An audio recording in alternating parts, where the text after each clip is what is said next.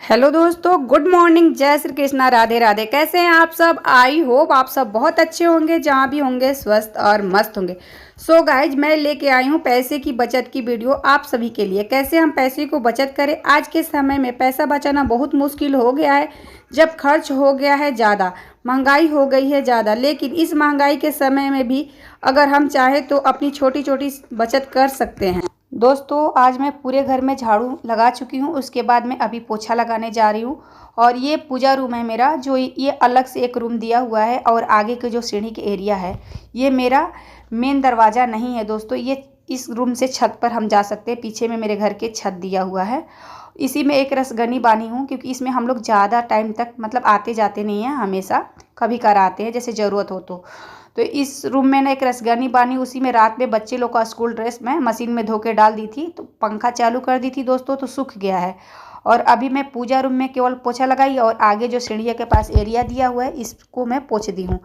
उसके बाद दोस्तों, क्योंकि नहा धोआ के मुझे पूजा करना है, और ये जो गेट दिख रहा है ना, वो मेरा मेन दरवाज़ा था दोस्तों। और अभी मैं ब्रश करने आ गई हूँ। मैं सिया को भी जगा दी हूँ, अंश को भी जगा दी हूँ दोस्तों। आजकल बारिश का मौसम है ना, तो सुबह सुबह थोड़ा जगने में लेट हो जा रहा है। ऐसे मैं पहले बहुत टाइम से जगती थी, मेरा काम सब टाइम टाइम से निपट जाता है था। और आज ना दोस्तों, मैं नहाई नहीं, सबसे पहले बच्चे लोग को सुबह के नाश्ता बनाई, और ये उन लोग के लिए टिफ़िन बना दी थी, दोनों बच्चे के लिए। तो आजकल मेरे घर में आलू पराठा बनता नहीं है दोस्तों, क्योंकि जब तक हमारे घर में ना ये सावन वाले पूजा ही नहीं होता, तब से हम लोग आलू पराठा नहीं बनाते हैं। तो इस तरीके से आलू और सॉस डालकर आलू रोल बना दी हूँ दोनों बच्चे के लिए टिफ़िन में दोस्तों, क्योंकि वो लोग बोल रहे थे आलू पराठा बना दो। तो जब तक सावन के पूजा ही हम लोग को रक्षाबंधन के होता है, उसके बाद ही हम लोग भरने वाले जैसे सत्तू पराठा, आलू पराठा बनाएंगे दोस्तों। बच्चे लोग को स्कूल भेजने के बाद मैं नहा ली थी दोस्तों। नहाकर अभी आई थी भगवान जी के पूजा करने। तो यहाँ पर मैं पूजा पाठ करने के बाद फिर हस्बैंड जी के लिए टिफ़िन बनाऊँगी और उनको ऑफिस के लिए भेजूँगी दोस्तों। तो चलिए मैं अपनी टॉपिक पे आ जाती हूँ। इतना ज़्यादा महंगाई बढ़ गया है इस समय दोस्तों, फिर भी हम हाउसवाइफ चाहें ना तो, या महिलाएं चाहें तो, हम छोटा मोटा बचत कर सकते हैं। हम ज़्यादा तो बचत नहीं कर पाते हैं, बाकी थोड़ा बहुत हम बचत कर सकते हैं अपने भविष्य के लिए दोस्तों। सबसे ज़्यादा हमारे हस्बैंड बहुत मेहनत करते हैं, बहुत मतलब परिश्रम के बाद हमारे घर में पैसा आता है। और सबसे ज़्यादा पैसा ना हम लोग का किचन में ही ज़्यादा खर्चा होता है। तो हम लेडीज चाहे ना तो सूझबूझ से अपने घर के मैनेज कर कर थोड़ा थोड़ा पैसा कर कर पैसा बचा सकते हैं दोस्तों। जैसे कि मैंने आप लोगों को बहुत बार शेयर ऐसा किया है कि कॉइन भी ना जो है उसको छोटा मत समझिए। एक छोटा छोटा कॉइन कर कर ही, मतलब 10-10 रुपया 5-5 रुपया कर कर ही आप एक अच्छा अमाउंट बना सकती है। उस अमाउंट को आप 6 महीना साल भर में इकट्ठा देखेंगी ना, तो आपको बहुत ज़्यादा खुशी होगा। मैं यही बात कहूँगी दोस्तों, आपके अगर इनकम कम है तो आप साइड इनकम करने की कोशिश कीजिए, और छोटी छोटी बचत में बिलीव रखिए। अगर आप सोचेंगी कि एक बाइक आप बड़ा बचत कर ले, तो ये असंभव है, ऐसा नहीं हो सकता है। हम छोटी छोटी प्रयास करेंगे तभी हमारे जाकर हैबिट भी बनेगा, हमारा आदत भी बन जाएगा। हम जैसे जिस माहौल में ढलना चाहते हैं वैसा हम ढल जाते हैं। आप 1 महीना 2 महीना बचत के आदत डाल कर तो देखिए, आप खुद ही बचत करना चालू कर देंगी, आपको बहुत अच्छा लगेगा। जो चीज़ हम करते हैं ना, उसी चीज़ का हम आदी बन जाते हैं दोस्तों। जैसे आप सब्जी लेके आती है, उसमें 10-20 रुपया 25 रुपया जो भी पैसा बचता है आप एक गुल्लक में डालिए। या दूध लेने जाती है 10-5 रुपया तो बचता ही होगा ना, तो भी आप गुल्लक में डालिए। कहीं से आपके हस्बैंड आते हैं और उनके पास चेंज है, तो आप उनसे बोलिए कि मेरे को चेंज दे दीजिए, मुझे गुल्लक में डालना है, वो ज़रूर दे देंगे। उसको भी आप गुल्लक में डालिए। इस तरीके से आप छोटा छोटा अमाउंट करके इकट्ठा करेंगी ना, तो आपको साल भर में एक अच्छा अमाउंट देखने को मिलेगा दोस्तों। और उस पैसे से आप कोई भी अपने शौक़ पूरा कर सकती हैं।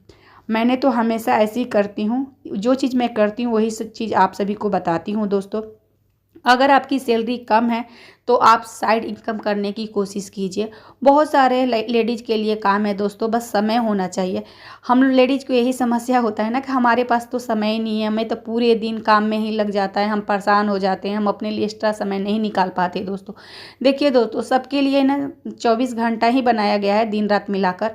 आप सबके पास थोड़ा बहुत ना टाइम जो निकालना चाहेंगे तो निकल जाएगा, बस केवल हम महिला बहाना मारती हैं कि हमारे पास टाइम ही नहीं है, हम कुछ नहीं कर पाते हैं।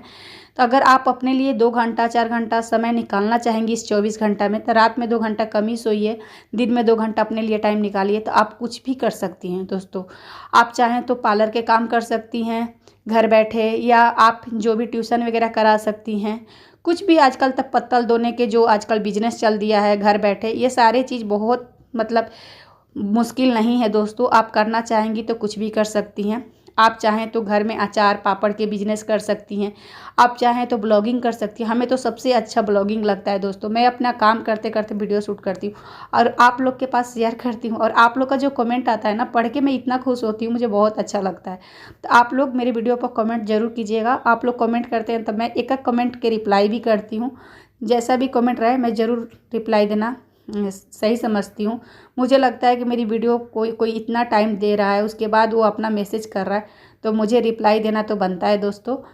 कुछ बहनें ना इतना अच्छे अच्छे कमेंट करती हैं कि उनको पढ़कर ना अपने दिल भर जाता है। लगता है कि वो हमसे इतना दूर हो के हमको इतना अच्छे से कैसे समझ पा रही हैं, मतलब बहुत अच्छा लगता है दोस्तों। तो मैं यही कहूँगी कि कोई काम कठिन नहीं होता है और कोई काम ख़राब नहीं होता है।